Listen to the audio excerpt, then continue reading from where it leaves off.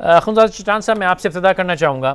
Assembly کے اندر ہم دیکھ رہے ہیں, سینٹ میں دیکھ رہے ہیں, ہر جگہ دیکھ رہے ہیں, ایک ہی بحث ہے کہ آغا سراج درانی صاحب کو کیوں گرفتار کیا گیا, ان کے گھر کی تلاشی کیوں لی گئی.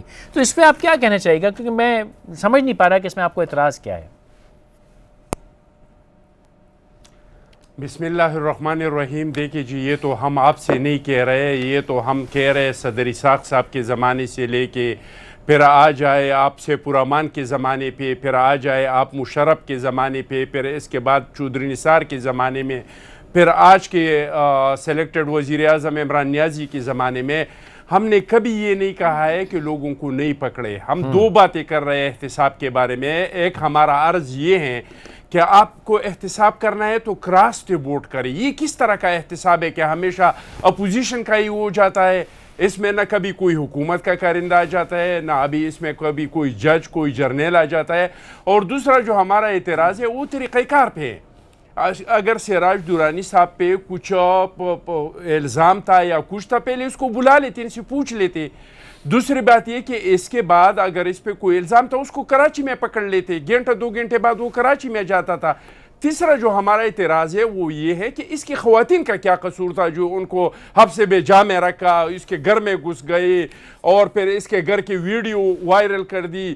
یہ جو ویڈیو چل رہی تھی وہ تو سعودی میں جو ایک وہ کسی شہزادے کے گھر کی تھی جس پہ چھاپا پڑا تھا, لیکن وہ اصل ویڈیو بھی میں نے دیکھا ہے جو بنا تھا سراج درانی صاحب کے گھر میں. خنزادہ صاحب بات یہ ہے کہ آپ صحیح فرما رہے ہیں کہ وہ ویڈیو والے معاملے کے تو میں بہت زیادہ خلاف ہوں کہ میڈیا ٹرائل کسی کا بھی نہیں ہونا چاہیے. یہ تو اس پہ میں دو بات ہی نہیں ہے. اور جہاں تک میرا خیال ہے نیب نے بھی اس کے بارے میں کہا ہے کہ وہ غلط ہوا, میرا خیال ہے, مجھے سکھ سے نہیں پتا, لیکن میری جہاں تک اطلاع ہے نیب بلاتے رہی اور آغا جو ہیں وہ نہیں گئے. لیکن سر بات یہ ہے, میرا سوال آپ سے ایک عام پاکستانی کی حیثیت سے سرکار یہ ہے کہ یہ جو طریقہ کار ہے لوگوں کی پکڑ دھکڑ کا, یہ 21,99,990 جو پاکستانی ہیں ان کے لیے تو اس سے کہیں زیادہ خطرناک طریقہ استعمال کیا جاتا ہے. آپ ہی کی حکومتوں میں کیا جاتا ہے, چاہے آپ نے جتنے نام لیے سب میں ہوتا ہے. وہاں نہ اسمبلی روتی ہے, نہ سینٹ چلاتی ہے, نہ کوئی ایم این اے کو فکر ہوتی ہے, نہ کوئی ایم پی اے کو فکر ہوتی ہے. لیکن یہاں پہ میں ہو سکتا ہے کہ کچھ زیادتی ہو گئی ہو, مجھے نہیں پتا, لیکن بات یہ سرکار کی عوام یہ پوچھتی ہے کہ یار ہمارے وقت میں تو آپ کو پتہ نہیں, اپنی باری میں نہ رولا. دیکھیے جی, پہلی بات تو یہ ہے کہ کسی عوام کو کسی نے کسی سیاسی انتقامی کیس میں نہیں پکڑا ہے ابھی تک. سر کیس کوئی بھی ہو, لوگ بیچارے بے گناہ پکڑے جاتے ہیں, پولیس لے جاتی ہے خالی رشوت لینے کے لیے. غریب آدمی کو تو بیچارے کو اس کی ماں بہن بیوی بیٹی کو تانے بٹھا لیتے ہیں جب تک وہ آئے نا. اس پہ تو آپ بھی ٹاک شو نہیں کرتے ہیں نا سر. میں اگری نہیں کرتا, میں تو چاہتا ہوں کہ میرے الیکٹڈ, آپ نے تو کبھی نہیں کیا نا. آپ بھی تو ٹاک شو کرتے تو سیاستدانوں کے اوپر ٹاک شو کرتے ہیں, تو آپ بھی ہمت کرے, کسی دن جا کے جیل میں جائے.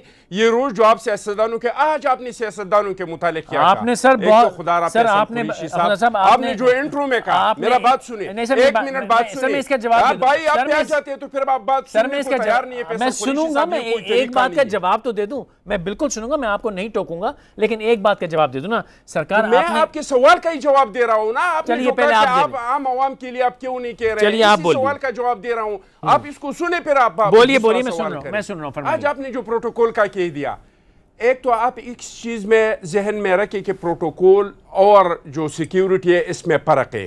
اس میں فرق کریں کہ کس کو سیکیورٹی کی ضرورت ہے اور کون پروٹوکول لے رہے ہیں. وہی لاہور شہر تھا نا جس سے ہمارے گورنر کے بیٹے کو اٹھایا, کتنے سال غائب رہا. وہی ملتان تھا نا جس میں ہمارے سابق وزیر اعظم کے بیٹے کو الیکشن کے دن اٹھا کے افغانستان پہنچایا گیا. یہ اسلام آباد شہر تھا جس سے ہمارے ایک پولیس آفیسر کو اٹھا کے اور ان کا لاش جو ہے پھر افغانستان سے مل گیا. یہ پروٹوکول, یہ سیکیورٹی صرف سیاستدان نہیں لیتے ہیں. کیا آپ نے کسی فوجی جرنیل کا سیکیورٹی دیکھا ہے؟ نہیں دیکھا ہے تو میں آپ کو ویڈیو دیکھا, آپ نے مجھے واٹس ایپ نمبر دے دے کہ وہ ایسے گنے نکال کے سیٹیاں بجا کے, اور اگر آپ نے گاڑی سائڈ پہ نہیں کر دیا تو بورڈ بھی مارتے ہیں. تو کرے تو پھر تھوڑا سا انصاف کرے. یہ سیاستدانوں کو آپ ذلیل تو کر لیں گے, سیاست کو ختم تو کر لیں گے لیکن آپ کے ملک کے مسائل کسی اور ادارے میں نہیں آپ کے ملک کے مسائل کو حل کریں گے تو یہ نکمے یہ ناکاری سیاستدان حل کریں گے اور کوئی نہیں کر سکتے. جناب اجازت ہے مجھے؟ جی جی فرمائیے. نمبر 1 سر، مجھے آج تک الحمدللہ کسی فوجی نے نہ بوٹ مارا نہ مجھے سڑک کے اوپر دھتکارا نہ دھکا دیا. نمبر 1. نمبر 2 جو آپ نے بات کہی کہ ہم آپ کو نہیں دے سکتے نا، ہمیں تو دیتے ہیں سر اپنے اپنے کام جیسے ایسے کام ویسے ویسے نتیجے.